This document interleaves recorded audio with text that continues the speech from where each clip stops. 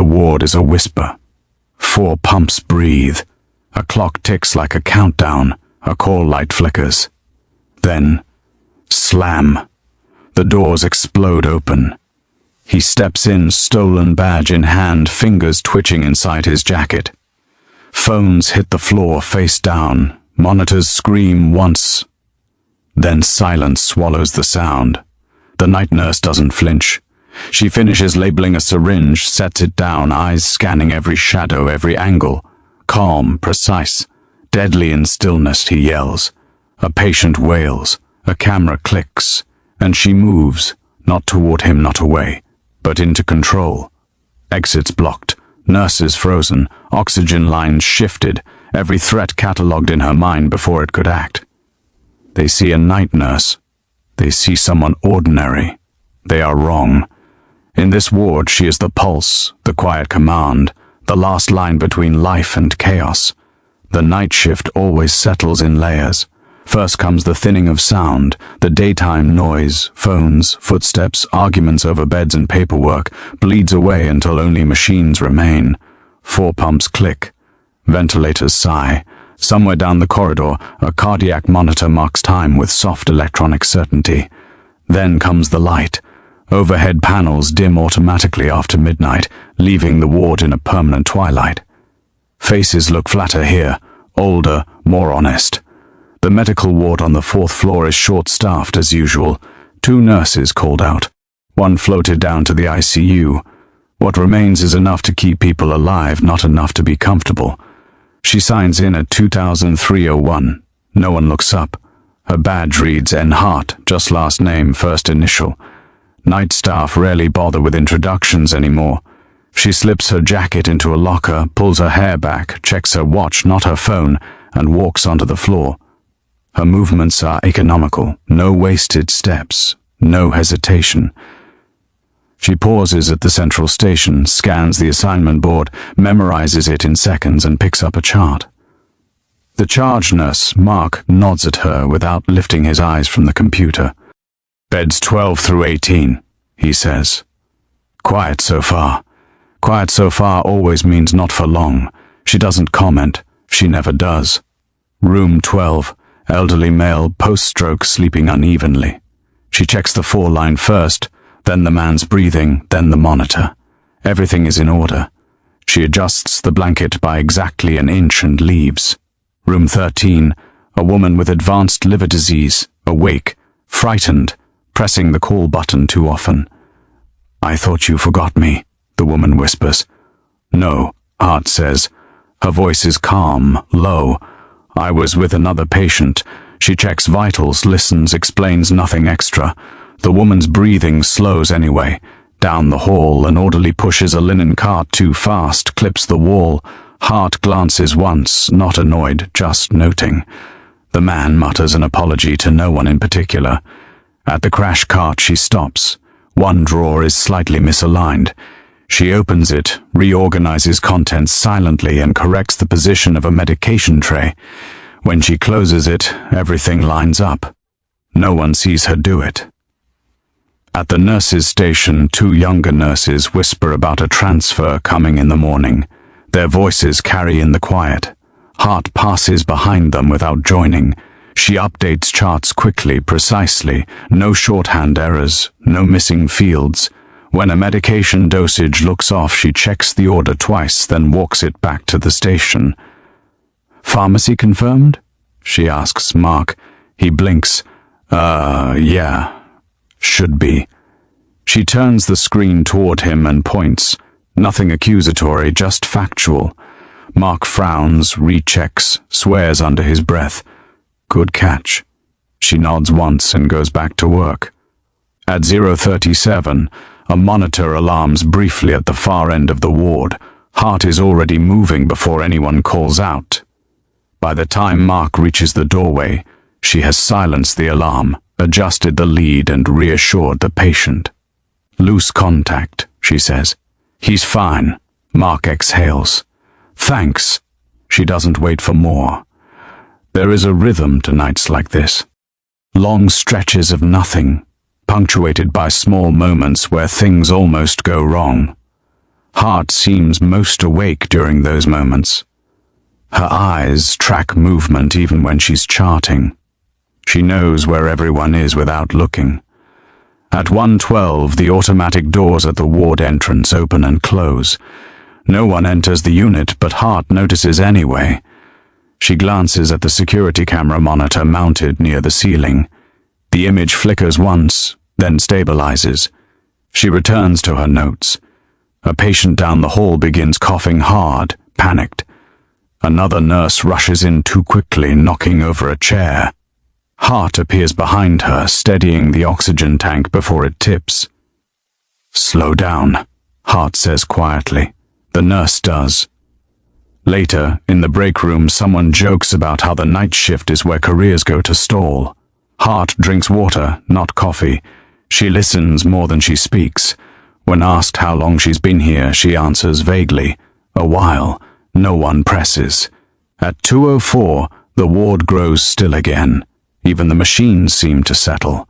Hart stands at the window at the end of the hall, looking out at the parking lot 4 floors below. A few cars.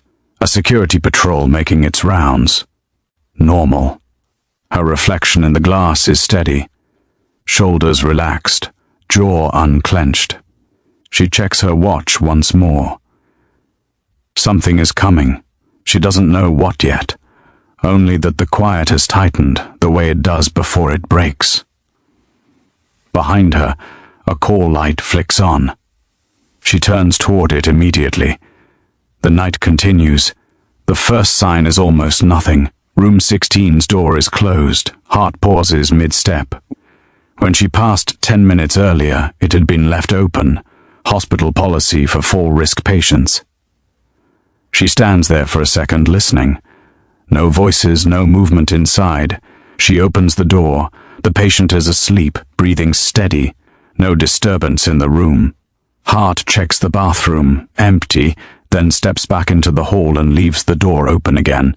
She doesn't mark it down, she just remembers it. At the nurse's station, a call comes through from radiology, asking for a patient who should already be en route.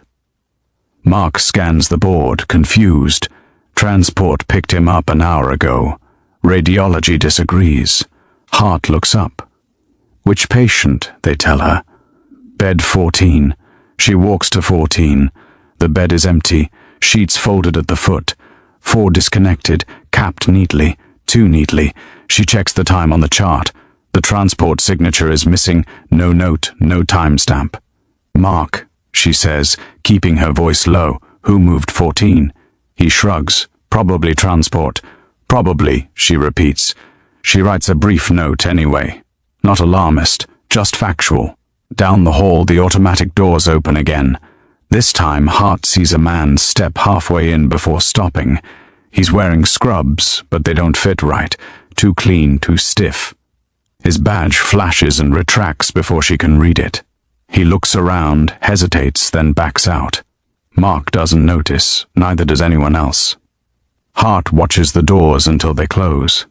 At 2:41, a patient's family member presses the call button repeatedly from inside a room that doesn't allow visitors overnight. Another nurse answers over the intercom, confused. Hart moves before the situation escalates. Inside the room, a man stands too close to the bed, hands clenched, breathing fast. He claims he was let in by security. Hart does not argue. She positions herself between him and the patient without making it obvious. "It's late," she says evenly. "Let's step outside and talk." He complies, surprisingly. As they walk, Hart notes his shoes, work boots, not hospital-issued. She guides him toward the elevators, not security. When the doors close behind him, she turns back immediately. She checks the exits, the supply closet, the med room. Nothing overtly wrong. Still, she shifts a crash cart 6 inches closer to the nurse's station. Repositions a chair so it blocks a direct line down the hall. No one questions it. A new admit arrives unexpectedly. Medical, not surgical. The paperwork is rushed. Hart notices the patient is placed in a room closer to the entrance than usual. She swaps assignments quietly with another nurse. "I'll take 17, she says. The nurse agrees without thinking. At 3:05, the security camera feed flickers again. This time it lags by a second. Hart watches the delay carefully, then glances down the hall to compare. The images no longer line up. She exhales through her nose, slow, controlled. She does not call security, not yet. Instead, she checks the oxygen levels in rooms nearest the entrance. She ensures 4 poles are positioned away from the doors. She lowers the volume on monitors just enough that alarms will still sound, but not echo. Mark finally notices something is off. "Feels weird tonight," he mutters. Hart nods. "It does." That is all she offers. At 3:22, a loud argument breaks out 2 floors down. The sound carries faintly through the stairwell. Hart stops mid-chart. She counts seconds between raised voices, notes the rhythm, then it stops abruptly. A minute later, the stairwell door on their floor opens and closes softly. No announcement, no overhead call. Hart looks at the clock. She walks to the ward entrance and stands there, pretending to review a chart. Her body blocks part of the doorway naturally. Anyone entering would have to acknowledge her presence. The automatic doors remain still. For now. Behind her, a patient monitor beeps once, out of sequence, then corrects itself. Hart straightens the chart in her hands and waits. The irregularities are no longer small. The doors open without warning. Not the slow, patient-triggered slide Hart expects, but a hard, forced separation, like someone already knows the timing. The automatic sensors chirp in protest as the panels part. A man steps through. He is not running. He is not shouting. That alone draws attention faster than noise would have.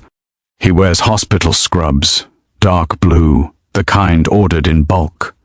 They hang wrong on him, too tight at the shoulders, too loose at the waist. His badge is clipped upside down. The name is covered with tape.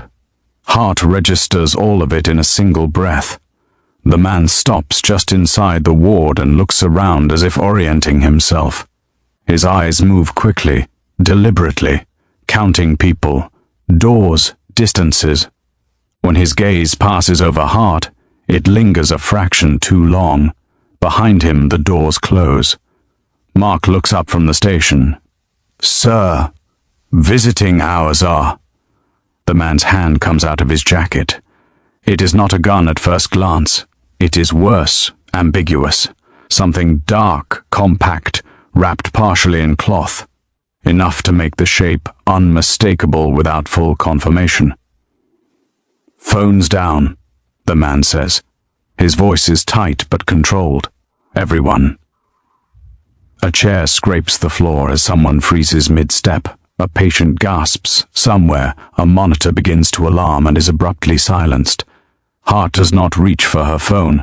She sets the chart she is holding on the counter slowly, palms visible, and takes one small step to the side, just enough to angle her body between the man and the nearest patient room. No one notices the movement. They are watching his hands. "Do what he says," Mark murmurs, already lowering his phone face down. The man's eyes snap to him. "You," he says, "you're in charge?" Mark opens his mouth. Hart speaks first. "He is," she says evenly. "I can help with patients." The man studies her, not dismissive, assessing. "Fine," he says. Everyone stays where they are. He shifts position, backing toward the wall so he can see the hall and the station at the same time. It is an amateur mistake, gives up depth, but a common one. Hart files it away. A patient down the hall begins to cry softly.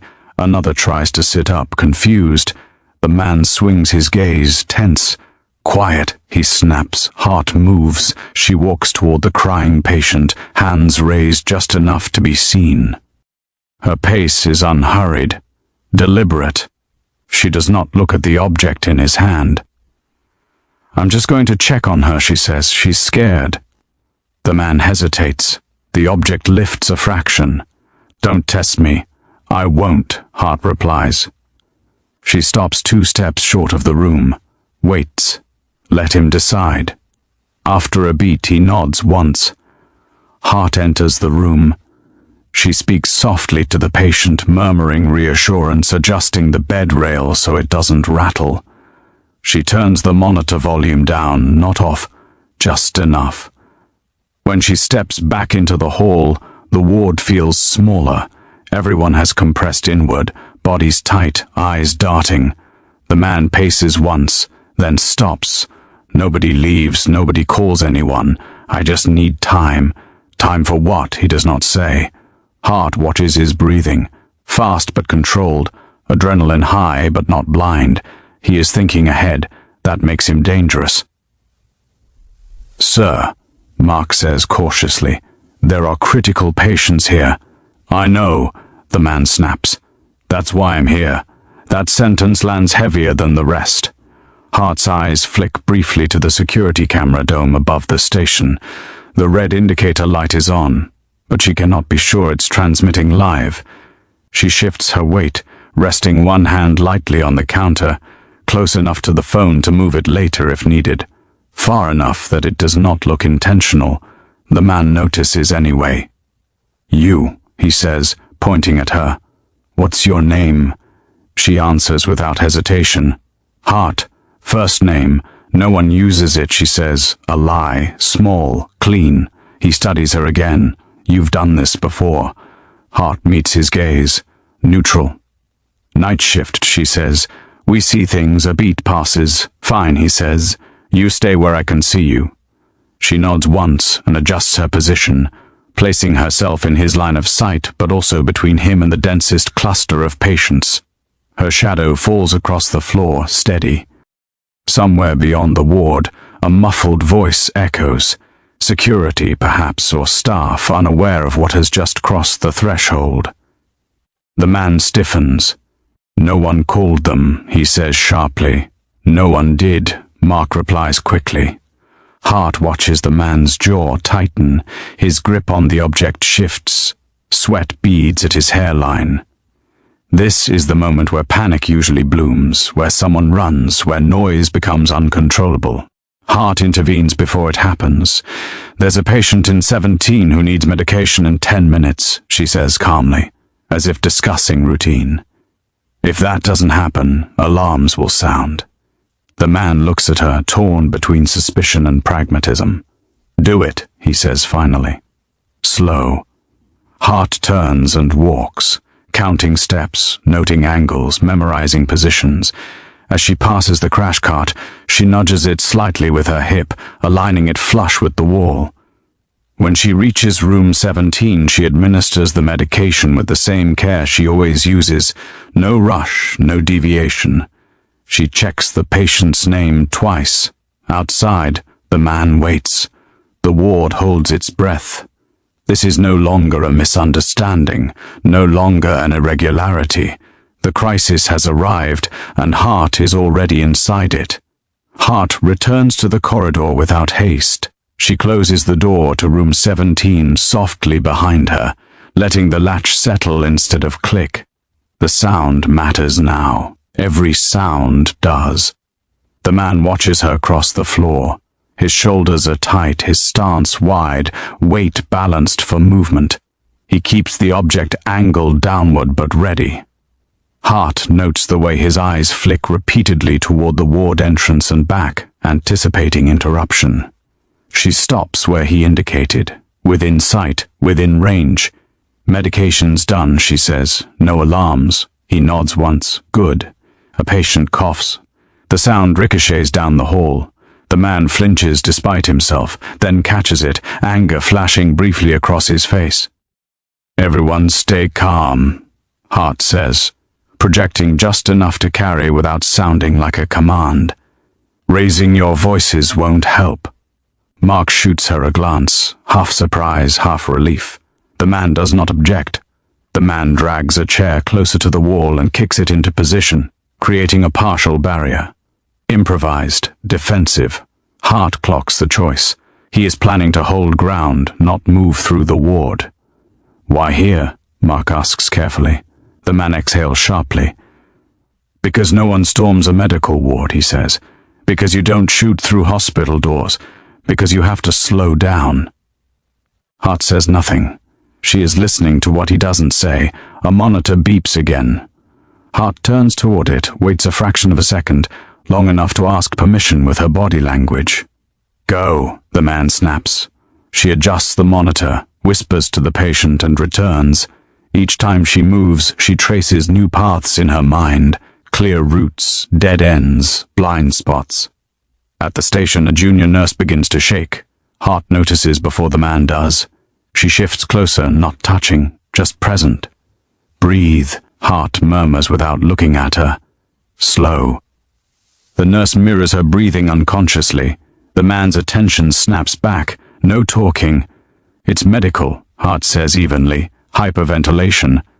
He hesitates, then looks away. Time stretches. Seconds begin to stack. From somewhere beyond the ward, there is a faint metallic sound, like a cart striking a wall. Hart does not react. Neither does the man, but his jaw tightens again. "Phones," he says suddenly. "I said phones down." "They are," Mark replies. "Yours," the man says, pointing at Hart. She slides her phone from her pocket and places it on the counter, screen down, pushing it away with 2 fingers. He watches carefully, then looks satisfied. Too satisfied. Hart notes the angle of his wrist, the tension in his forearm. He is tiring. "Is anyone hurt?" Hart asks. He barks a short laugh. "Not yet." "That matters," she says. "It limits what happens next." His eyes narrow. "You think you're negotiating?" "No," Hart says. "I'm thinking about outcomes." That gives him pause. A patient in room 15 begins to vomit violently. The sound is unmistakable. The man swears under his breath and swings his gaze down the hall. Hart moves before he can decide. She steps forward, palms open. "Let me handle it. Stay where you are." "If she aspires, she'll code," Hart says. "No drama, just a fact that will force a response." The man weighs the words. His breathing stutters. "Fine," he says. "You." And one more. Hart gestures to Mark, who looks startled but moves. Inside the room, Hart works quickly, efficiently. She positions the patient, clears the airway, signals Mark without speaking. The crisis passes in under a minute. Outside, the ward waits. When they step back out, the man is more agitated. The cost of waiting is wearing on him. "You're not like the others," he says suddenly to Hart. She meets his gaze. "We all have our jobs." He studies her again, longer this time. Something in his expression shifts. Not trust, but recalibration. "You think you're in control," he says. "No," Hart replies. "I think control is temporary." That answer unsettles him. Another sound filters in, muffled voices, closer now. The man turns toward the entrance, panic flaring. "Who's out there?" he demands. Hart answers before Mark can. "Staff," she says. "They won't come in unless you give them a reason." She lets that sit. He exhales sharply, pacing once, then stopping. The object in his hand trembles slightly now. Hart sees the opening, small but real. She has not taken it yet. First contact has been made, not with force but with presence, with patience, with boundaries quietly set. The standoff has begun to tilt, though no one else can feel it yet. The ward settles into a new shape. It is not announced. No one names it. But positions shift subtly, as if guided by gravity rather than instruction. Nurses stop clustering. They space themselves naturally along the corridor. No one blocks exits. No one runs. Hart stands where she can see everything. The man notices this before anyone else does. His eyes track movement, calculating, searching for patterns, and finding them.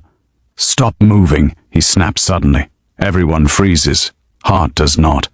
She finishes adjusting a drip line first, then she stills.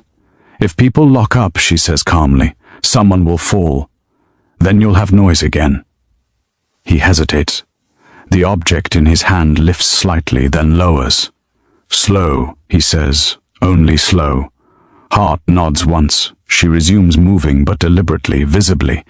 Each step is telegraphed, predictable. The others follow her pace instinctively. She lowers the overhead lights another fraction, leaving the ward dim but functional. She knows how darkness changes behavior, how it quiets, compresses, calms. The man doesn't comment. He benefits from it too. A patient presses a call button repeatedly. Heart intercepts before the chime escalates. She kneels beside the bed, bringing her eyes level with the patient's. "Listen to me," she says quietly.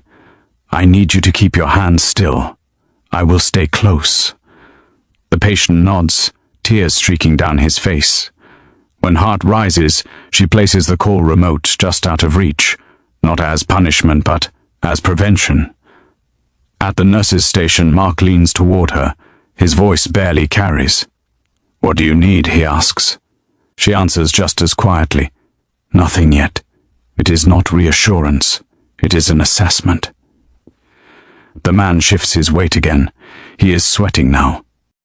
The adrenaline spike is fading, replaced by fatigue and uncertainty. Hart watches the tremor in his fingers grow more pronounced. "You're tired," she says neutrally. He laughs without humor. "You don't know anything about me."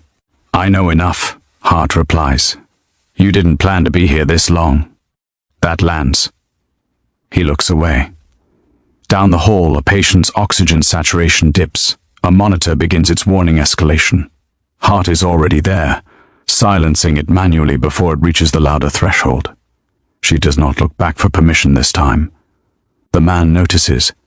"I didn't say—" "You didn't need to," Hart says. "You're watching the door."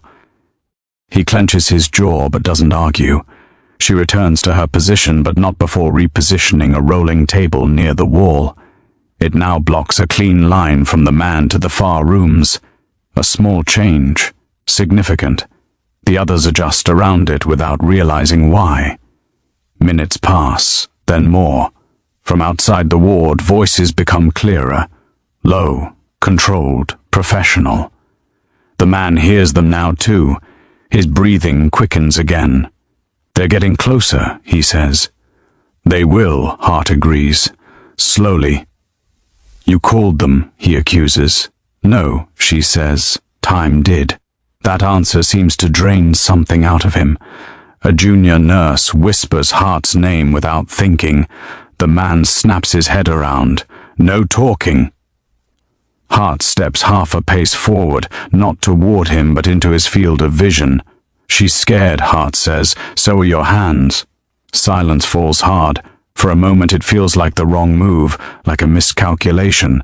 Then the man exhales, long and ragged, and slumps slightly against the wall.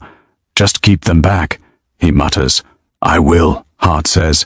It is not a promise she can fully control, but it is the one he needs. She raises one hand, palm down, toward the others. A signal, subtle. Everyone stills again. From the hallway beyond the ward, a voice calls out. Calm, measured, trained. "This is hospital security. We're here to talk." The man stiffens. Hart does not turn toward the sound. She keeps her eyes on him. "They're not rushing," she says quietly. "That's because nothing bad has happened yet." He swallows. The ward holds steady. No one screams, no one breaks. Hart has not issued a single order. She has not identified herself as anything other than what they believe her to be. And yet, every movement now roots through her. Control has shifted quietly, almost invisibly. The man feels it, so does the room. The voice outside speaks again, closer now, but still careful. "We know you're under stress," it says. "No one here wants anyone hurt." The man presses his shoulder harder into the wall, as if the concrete might steady him. His eyes dart from the entrance to Hart and back again. "Tell them to back up," he says to her. Hart does not answer immediately. She listens instead, to the cadence of the voice outside, to the man's breathing, to the ward itself. A monitor hums unevenly. A patient shifts, groaning softly. "They will," she says at last, "if things stay quiet." "They never stay quiet," he snaps, as if summoned. a patient down the hall begins to seize. It starts with a sharp intake of breath, then a rattling sound that cuts clean through the tension. The monitor spikes. The alarm begins its climb toward the loudest setting. The man jerks toward the sound, panic flashing white-hot across his face. "Turn it off!" Heart is already moving. She crosses the distance quickly but without running. She lowers the alarm, rolls the patient onto his side, supports the head, checks the airway. Her hands are firm, practiced. The seizure worsens. "I need medication," she says, voice steady. "Now." Mark freezes, eyes wide. The man steps forward, the object in his hand rising. "I said no alarms." "If he seizes longer than 2 minutes, he risks brain damage," Hart says. "If he stops breathing, you'll have chaos." She looks at the man then. Not challenging, not pleading, just direct. "This is the moment," she says. "You choose what happens next." For a second, it seems like he might refuse. His jaw works. His hand shakes visibly now. Then he nods, sharp and angry. "Do it. Fast." Hart calls out the medication and dosage without raising her voice. Mark moves, clumsy at first, then steadier as Hart's calm anchors him. The injection is administered. Seconds stretch, then the seizure slows, then stops. The ward exhales as one. Hart stays with the patient until his breathing evens out. She checks vitals, reassures him softly, then stands. When she turns back, the man is slumped again, breathing hard. "You saved him," he says, almost accusing. "Yes," Hart replies. "You didn't have to." "I did." From outside, the voice returns, gentler now. "We heard movement. Is everyone okay in there?" The man looks at Hart, searching her face for something. Confirmation, perhaps, or permission. "They're asking," she says. "That's different from forcing. Tell them to go away," he says. Hart steps toward the entrance, stopping well short of it. She speaks loudly enough to carry but not echo. "He needs time," she says. "Everyone is stable right now." There is a pause, then the reply. "We can do that." The man's shoulders sag slightly, relief fleeting but real. But pressure does not release cleanly. It finds new seams. A nurse near the back of the ward winces, hand pressed to her side. Hart notices immediately. "What is it?" Hart asks quietly. "Needle stick," the nurse whispers. "Earlier." I didn't say anything. Hart closes her eyes for half a second, a cost she didn't plan for. She weighs the options quickly. Treatment now means movement, supplies, explanation. Delay means risk to the nurse. She makes the call. "Come with me," Hart says to the nurse. The man hears. "Where are you going?" "Medroom," Hart says. 2 minutes. No. If she collapses, Hart says, "you'll have another emergency." He looks torn, breathing shallow. Finally, he jerks his head. 2 minutes. Inside the medroom, Hart works fast. She cleans the wound, documents mentally, instructs the nurse in a whisper. "This stays quiet," Hart says. "You sit, you breathe." The nurse nods, shaken. When Hart steps back into the ward, she feels the shift immediately. The man is pacing now, no longer anchored to the wall. His control is fraying. "They're going to rush," he mutters. "They always do." Hart positions herself in his line of sight again, grounding. "Not if nothing changes," she says. "You've held this together so far." "So far," he repeats bitterly. A distant sound carries through the walls, radio chatter, sharper now. The man flinches. Hart makes a decision she cannot undo. She steps closer, just inside the space most people instinctively protect, close enough that he could react badly. Close enough that he doesn't. "You don't want blood here," she says quietly. "Neither do they. That's the common ground." He stares at her, eyes rimmed red, exhaustion bleeding through fear. "How do you know?" he asks. "How do you know how this goes?" Hart holds his gaze. She does not answer. She lets the silence speak instead. Outside, the voices wait. Inside, the ward holds together by threads. Heart keeps tightening with every careful choice. Pressure continues to build, not toward explosion, but toward a decision that will cost her something no matter how it lands. The first thing to fracture is not the man, it is the ward. A patient at the far end begins to cry out, confused, disoriented, pulling at 4 lines. The sound is raw, cutting through the strained quiet like torn fabric. Another patient calls for help, voice shaking. Fear is no longer contained to one point, it is spreading. The man turns sharply, overwhelmed. Make them stop. Heart closes her eyes for a brief moment, not in fear but in calculation. She steps into the open space between the station and the corridor. "Everyone listen to me," she says, her voice low but carrying. Not loud enough to provoke, just enough to anchor. "We are safe right now. You need to stay where you are." The man stiffens. "I didn't say you could." "I know," Hart says without turning to him. "That is the cost." The room goes very still. For a split second, Hart feels every set of eyes on her. Staff, patients, the man, the unseen presence beyond the doors. She has crossed an invisible line, not authority claimed, but authority exercised. The man's breathing turns sharp. He steps forward, closing the distance. "You think you can take over?" he snaps. Hart turns to face him fully. She does not raise her hands. She does not retreat. "No," she says. "I think this is slipping, and I won't let patience pay for that." The object in his hand rises, not fully aimed, but close enough. Mark's voice cracks. "Please." Hart doesn't look at him. "If you hurt anyone now," Hart says quietly to the man, "everything changes. For you, for them, for me. For you," he scoffs. "You're just a nurse." "Yes," she agrees. The word lands heavier than it should. The patient's cries intensify. The monitor alarms begin to escalate again, one by one, like a chain reaction. Hart feels the situation tipping, not into violence yet, but into uncontrollable chaos. She makes another decision. She moves toward the distressed patient herself, without asking. "Stop!" the man shouts. Hart keeps walking. It is not defiance, it is commitment. She reaches the bedside, gently restrains the patient's hands, speaks softly, grounding him. He calms slowly, sobbing, clinging to her sleeve. Behind her, the man is shouting now. His voice cracks with it. Rage layered over fear. "Get back here!"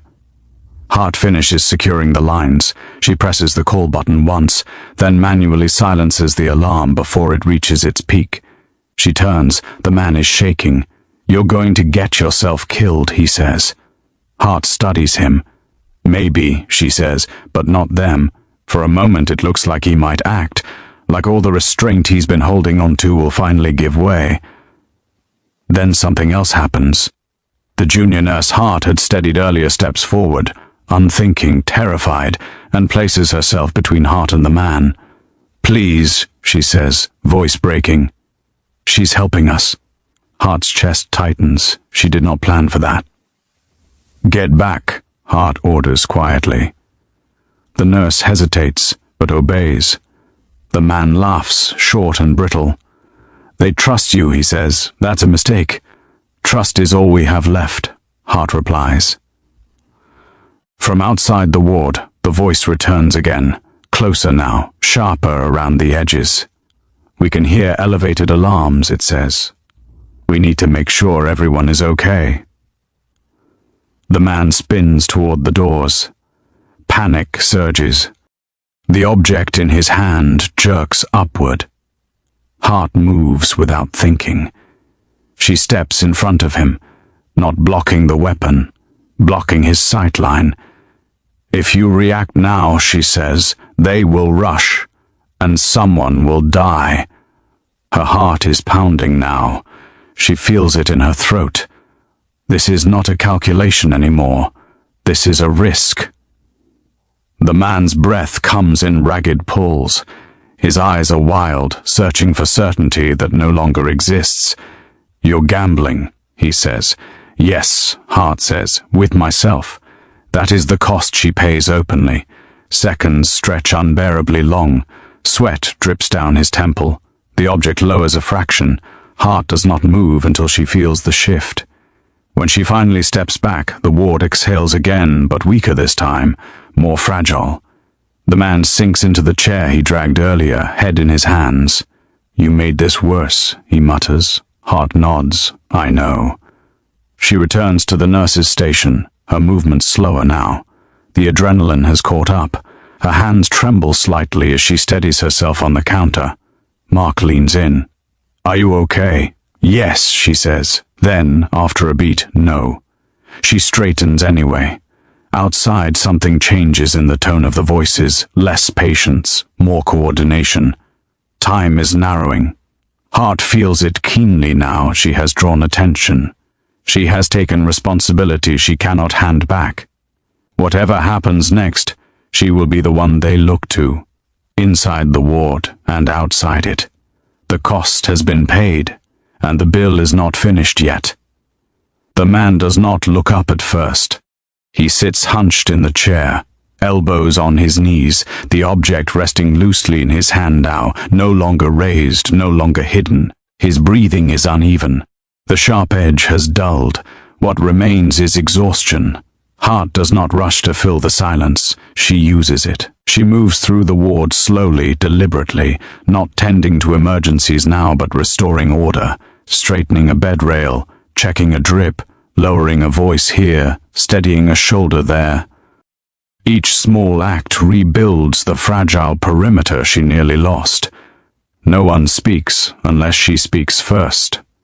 Outside the doors, the voices change again. Fewer words, more pauses. Someone new joins the conversation, calmer, lower, unmistakably practiced. The man hears it too. His head lifts slightly.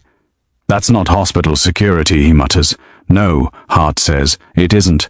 He studies her, suspicion rekindling. "You lied." "I didn't," she replies.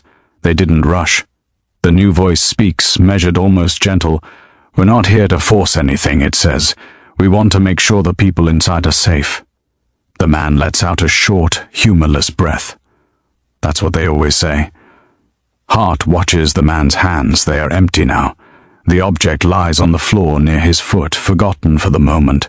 She makes a decision that will tilt the balance. She crouches, not submissive, not defiant, bringing herself to his eye level. "You hear the difference?" she asks quietly. He frowns. "Difference?"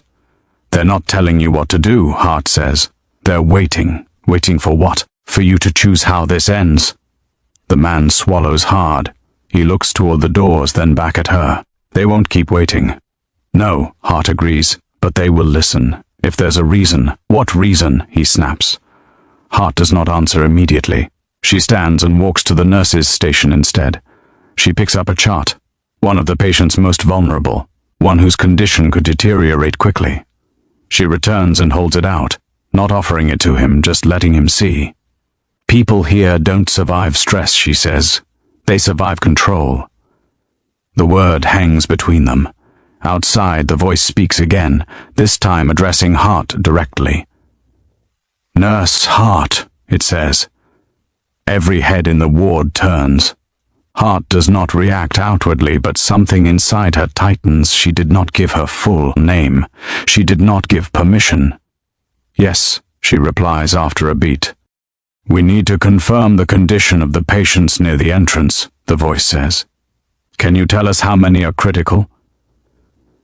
Hart understands immediately what is happening. They are testing her, not for information, but for role. She answers cleanly, clinically, without embellishment. "Two unstable, one post-seizure. Others are stable but anxious." "Understood," the voice replies. "Thank you." The man stares at her now, eyes wide with a new calculation. "They're talking to you," he says. "They're listening," Hart corrects. "That's different." "Yes." Outside, another voice cuts in briefly, sharper, then is silenced. The first voice resumes. We'd like to speak with the individual causing concern, it says, but only if he's ready. The man laughs weakly. They think I'm ready. Hart steps closer again. Not crowded, just a present. You're not, she says, but you're closer than you were. He looks down at the object on the floor. Then slowly he nudges it farther away with his foot. Hart notices the change immediately. So does the room. A nurse exhales loudly without realizing it. A patient shifts, less tense. The man looks back up. What happened to me? That depends, Hart says, on how this ends. That's not an answer. It's the only honest one. Outside, the voice speaks again, soft now, almost conversational. We can see you through the glass, it says. You're not alone. The man's shoulders sag. The fight is leaving him in visible increments. Hart turns her head slightly toward the doors, not fully, just enough. He's sitting, she says. He's listening. Thank you, the voice replies. That word, thank you, lands differently this time. The man notices it too. They trust you, he says again. This time, there is no accusation in it, only recognition. Hart meets his gaze. They trust the situation I'm in. He nods slowly. You didn't have to do that. Yes, Hart says. I did. Minutes pass. Real minutes. Not stretched ones. The man's breathing evens out. His hands still shake, but less. He rubs his face, smearing sweat and exhaustion together. I didn't plan this, he says quietly. I know, Hart replies. I just needed them to listen. They are, she says, right now. He looks toward the doors again. This time he doesn't flinch. Okay, he says finally. Tell them I want to talk. Hart does not move immediately. She waits until she sees the decision settle, until she knows it won't snap back. Then she turns toward the entrance fully for the first time. He's ready, she says. Outside there is a pause. Then we're ready too. The ward does not erupt. No one cheers. No one moves suddenly. But something fundamental has shifted. The power no longer sits in the man's hands. It rests, quietly, decisively, with Hart. The room feels narrower now, though nothing has moved. Hart stands near the center of the ward, hands relaxed at her sides, watching the man settle into the chair he dragged earlier. His breathing is slow, uneven, but no longer panicked. He has learned, in the smallest ways, to measure himself against her. Outside, a voice calls again. Not sharp, not commanding, but deliberate and precise. Nurse Hart, it says, we need your assessment before we proceed. The man flinches slightly. His eyes flick toward her. Something registers, recognition, but not of her title, of her competence, of the authority that had guided every step of the crisis so far. Hart does not respond immediately. She studies the man first, noting his posture, the slack in his shoulders, the subtle tremor in his hands. Then she turns slowly, lifting a hand toward the nearest monitor. Patient 17's vitals are stable, she says clearly. Oxygen saturation at 98. Sees patients breathing normally. Others were monitored.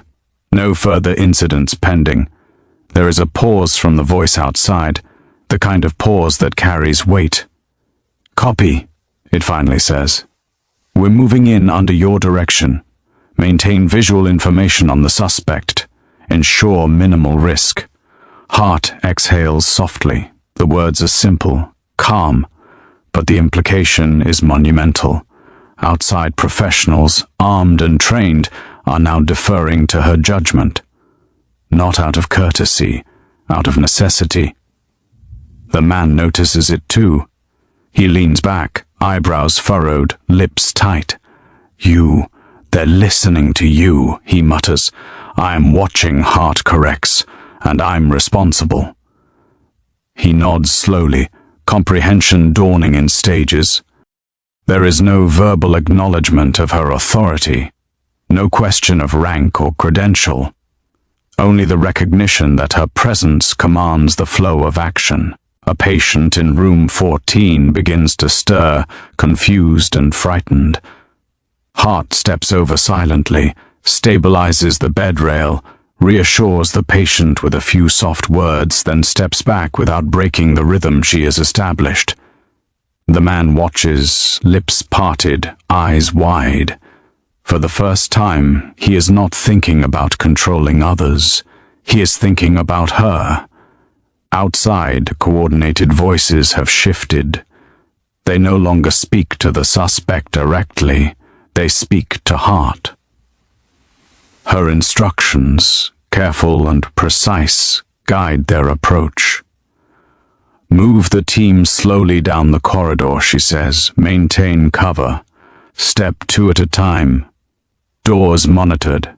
Commands are not shouted. They are not embellished. They are clear, deliberate, and trusted. The man swallows. He shifts in the chair. For all his planning, for all his aggression, he has never faced someone whose presence cannot be ignored, whose decisions are measured yet unassailable. Hart turns slightly to the man, not confrontational, not threatening, just observant. "You see," she says quietly, almost conversational, "this does not have to end badly." He stares, then nods faintly. He cannot speak, cannot formulate words that matter. She has already taken the space he tried to control. From the hallway, the faint clicking of boots signals approach. Hart counts the seconds, watches the angles, notes the distance between team members. She adjusts a chair slightly, nudges a monitor screen to improve line of sight, and shifts her own stance, not aggressive, not defensive, just present.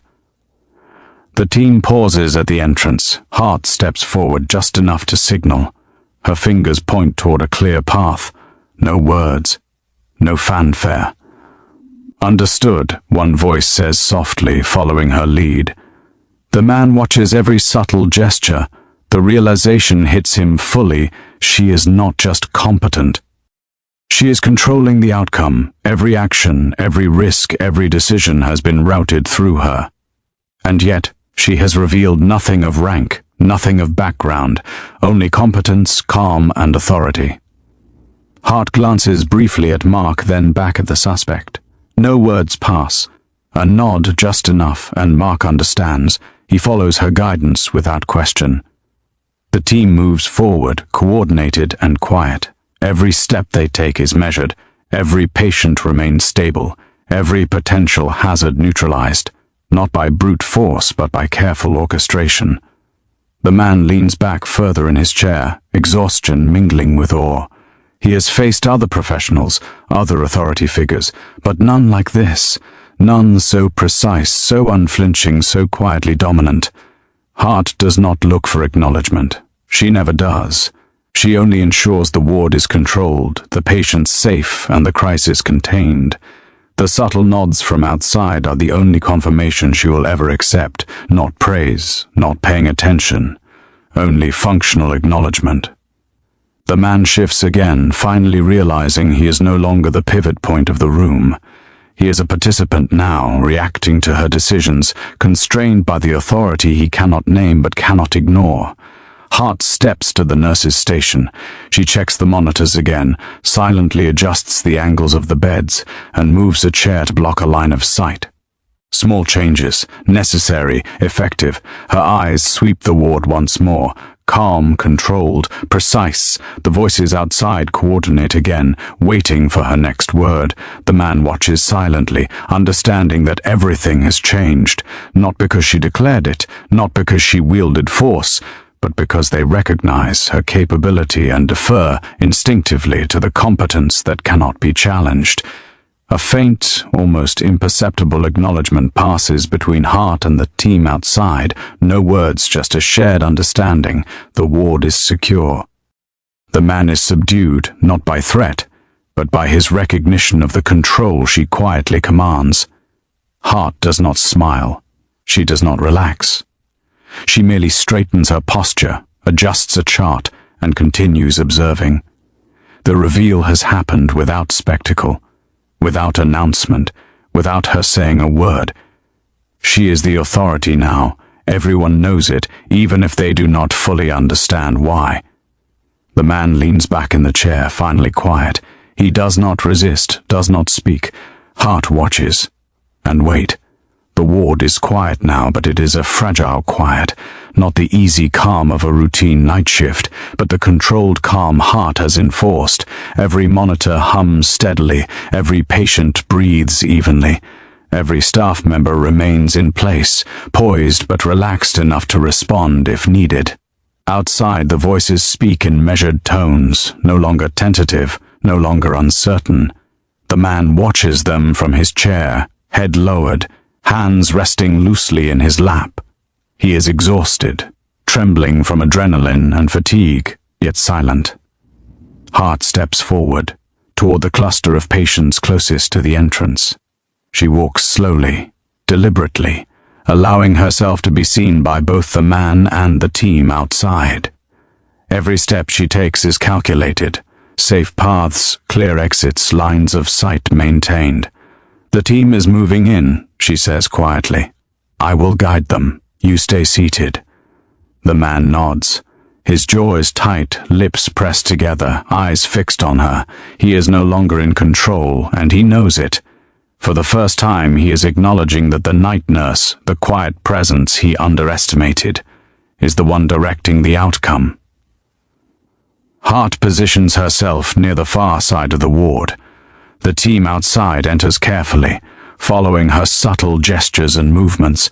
She guides them with a single hand motion, a tilt of her head, the placement of her body.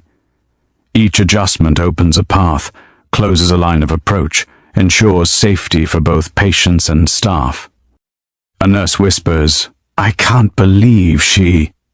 Hart's glance halts the words. She does not need to speak. Silence is part of control.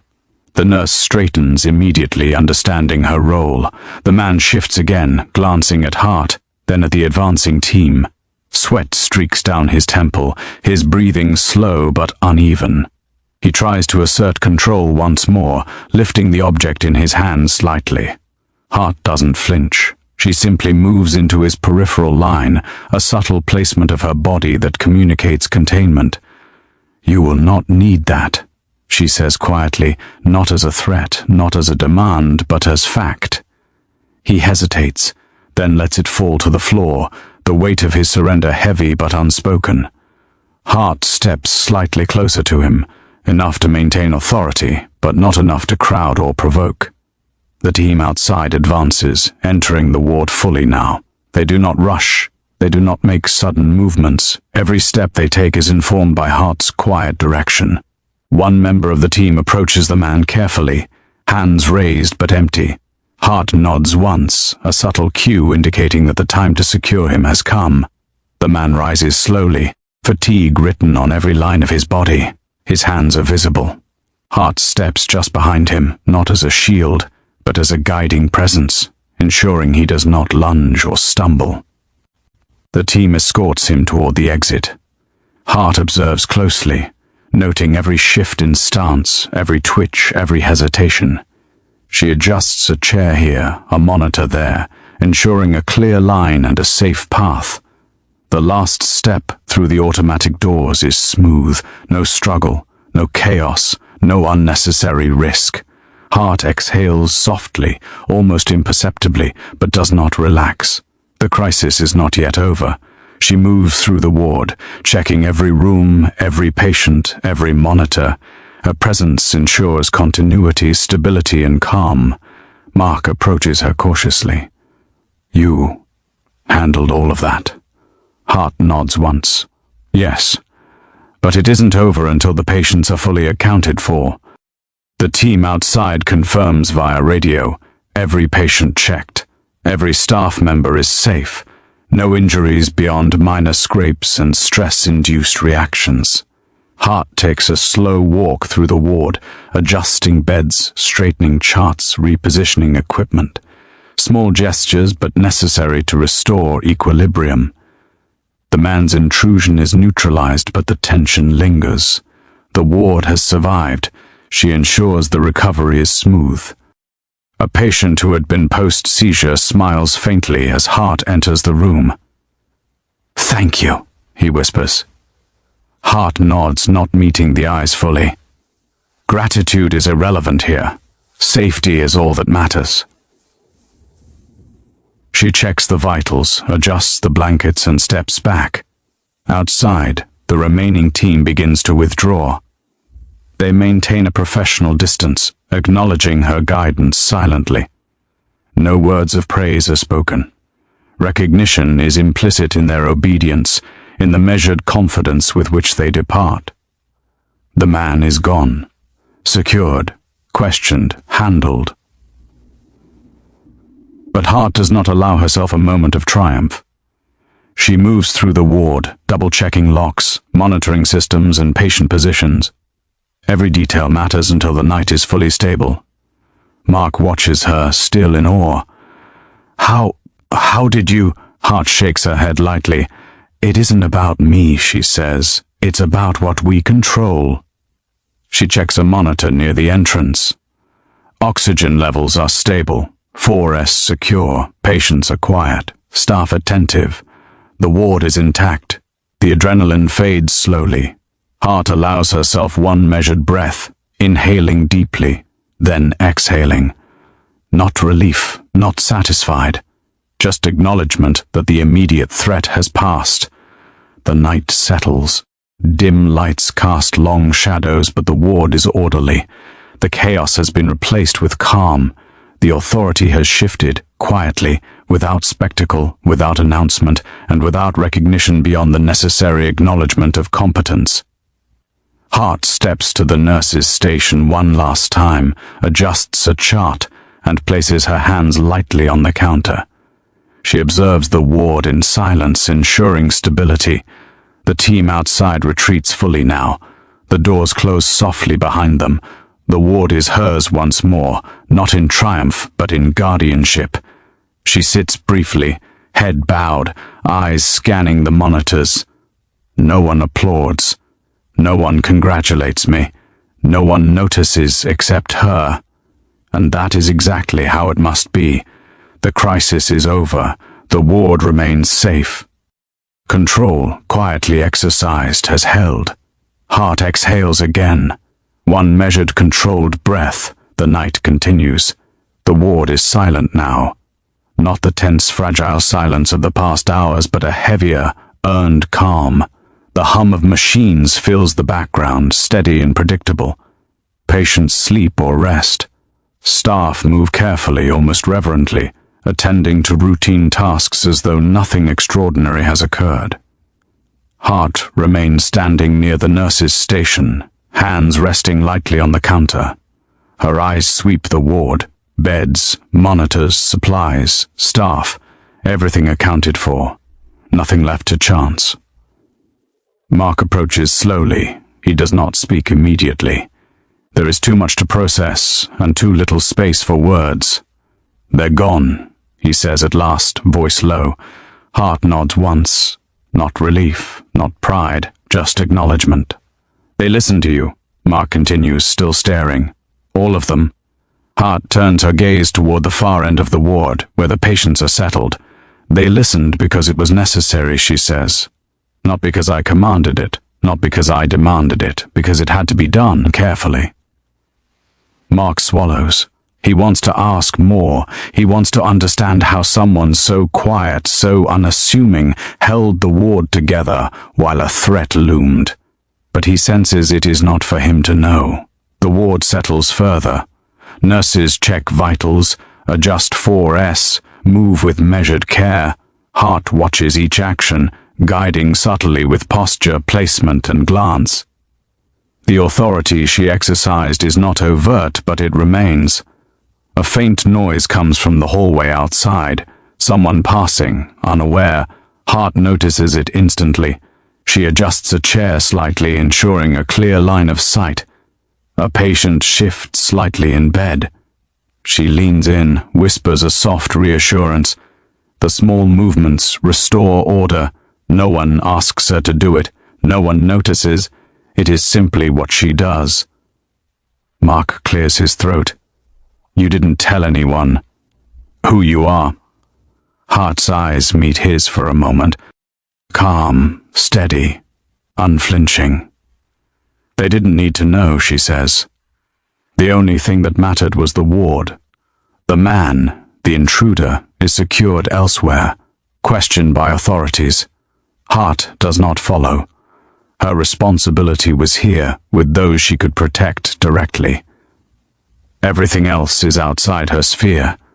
A patient shifts, murmuring softly in sleep. Hart steps closer, adjusts the blanket, and ensures the line of sight is clear.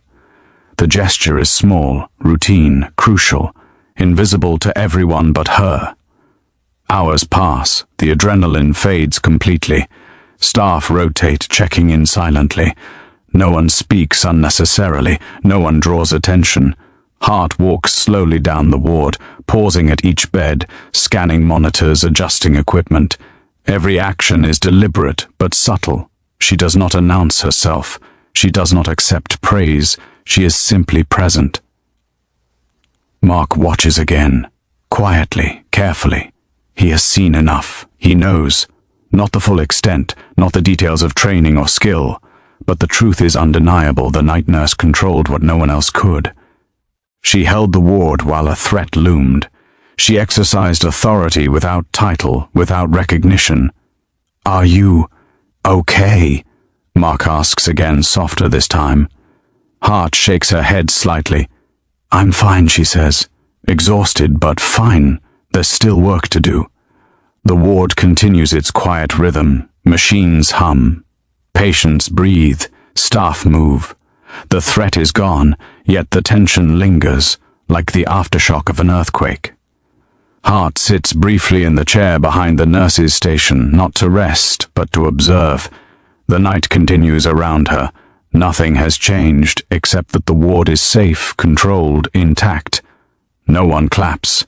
No one congratulates me. No one asks for her story. She does not volunteer. Recognition, when it comes, will be subtle.